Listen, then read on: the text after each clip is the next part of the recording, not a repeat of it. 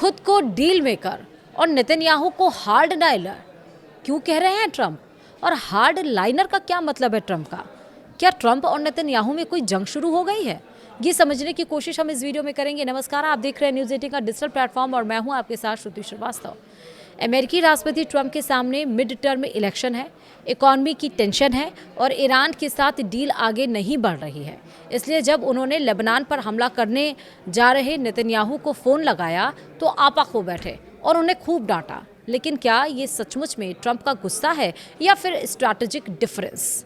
ये समझेंगे विस्तार से। तुम्हारा दिमाग खराब हो चुका है? अगर मैं ना होता तो तुम अब तक जेल में होते।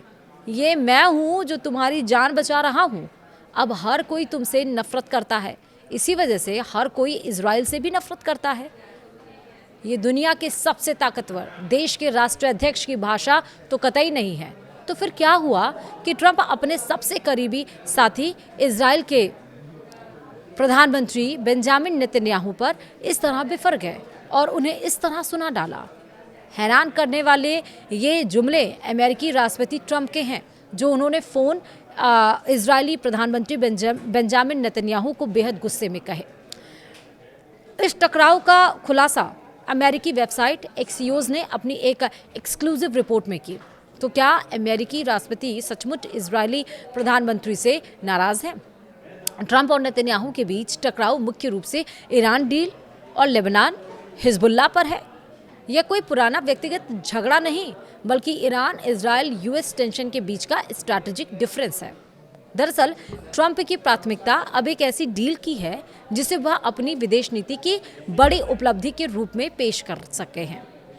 ट्रंप ईरान के साथ डील में पूर्व राष्ट्रपति बराक ओबामा से बड़ी लकीर खींचना चाहते हैं। उन्होंने हाल ही में दावा किया कि ईरान के साथ समझौता निकट हो सकता है और बातचीत तेज गति से चल रही है, लेकिन यह वार्ता बार बार डिलेर हो रही है।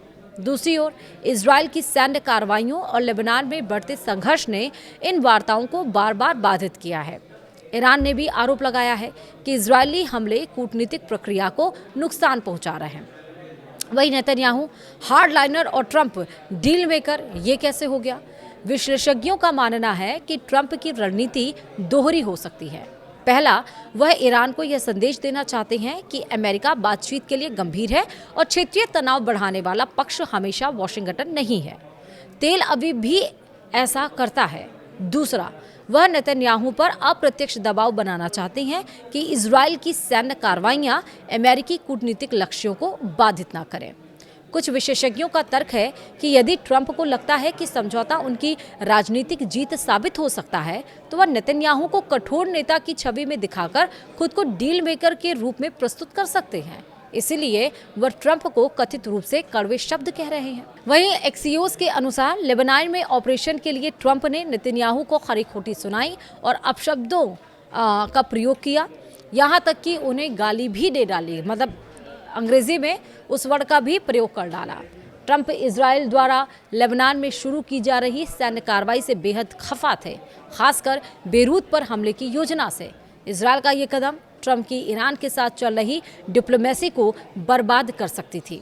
ये गुस्सा इसलिए है क्योंकि ईरान ने साफ तौर पर कह दिया है कि लेबनान में युद्ध नहीं होगा, लेबनान में पीस डील होगी, तभी यहाँ पर सीज फायर डील होगी, वरना नहीं होगी। और इजराइल नेतन्याहू है कि वो मानने के लिए तैयार नहीं है। लगातार लेबनान में गोले दागे जा रहे, स्ट्रैटेजी बनाई जा रही है। अब आपा नहीं खोएंगे ट्रंप तो क्या करेंगे? सोचा था कि भाई हटा देंगे पेशकियान को और उसके बाद से वहाँ पर सत्ता अपने हाथों में ले लेंगे, लेकिन उनके उलट हुआ और अब डील करने के लिए ईरान आगे आ रहा है, लेकिन अपने शर्तों के साथ। वीडियो में कमेंट जरूर करिएगा। वीडियो में इतना ही। नमस्कार।